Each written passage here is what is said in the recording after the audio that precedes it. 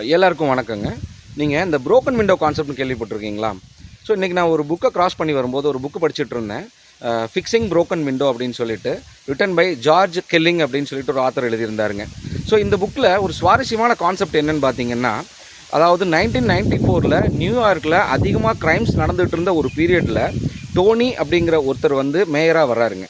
So அவர் என்ன பண்ணுறாரு அப்படின்னா, first of all you want to fix the crime rate அப்படின்னு சொல்லி ஃபிக்ஸ் பண்ணுறாருங்க.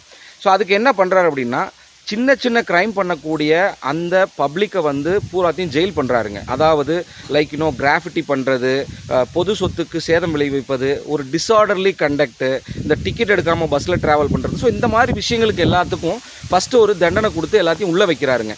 ஸோ அதே மாதிரி பேரலாக இந்த விஷயத்தை எல்லாத்துக்கும் ஒரு ஃபாலோ பண்ணார். கிராஃபிட்டியெல்லாம் அழிக்கிறது, சப்வேக்கு ஒரு நல்ல ஸ்ட்ராங்கான ஒரு என்ட்ரி போடுறது, இந்த மாதிரி எல்லாம் பண்ணுறாரு.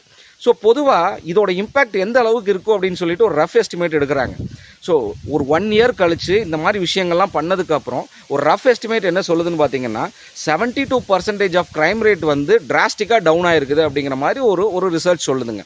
ஸோ அப்போது இன்றைக்கும் still so many countries are following these broken window concept அப்படிங்கிற மாதிரி சொல்கிறாருங்க. ஸோ இதிலிருந்து what I am telling you அப்படின்னா, the same broken window as applicable to our health also. எப்படி அப்படின்னா, ஸோ அப்படியே நம்ம ஹெல்த்துக்கு அதை எடுத்துகிட்டு வாங்க. நம்ம ஒரு நாள் தானே ஜங்க் ஃபுட் சாப்பிட்டுக்கலாம், ஒரு ஒரு சுகரி ட்ரிங்க் குடிக்கலாம், இல்லாட்டி ஒரு ப்ராசஸ்டு மீல் சாப்பிட்லாம் அப்படின்னா, that becomes your habit. The habit becomes your lifestyle. The lifestyle என்டையராக பார்த்தீங்கன்னா டிசீஸில் முடிஞ்சிடும்.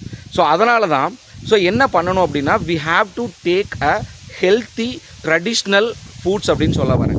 ஸோ அதனால தான் we offering at Parukkai Erukkangadi we offer so many traditional ஃபுட்ஸுங்க.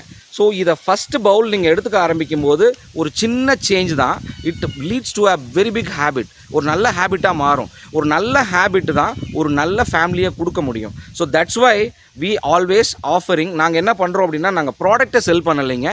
First we are giving the products to repair your broken window in health.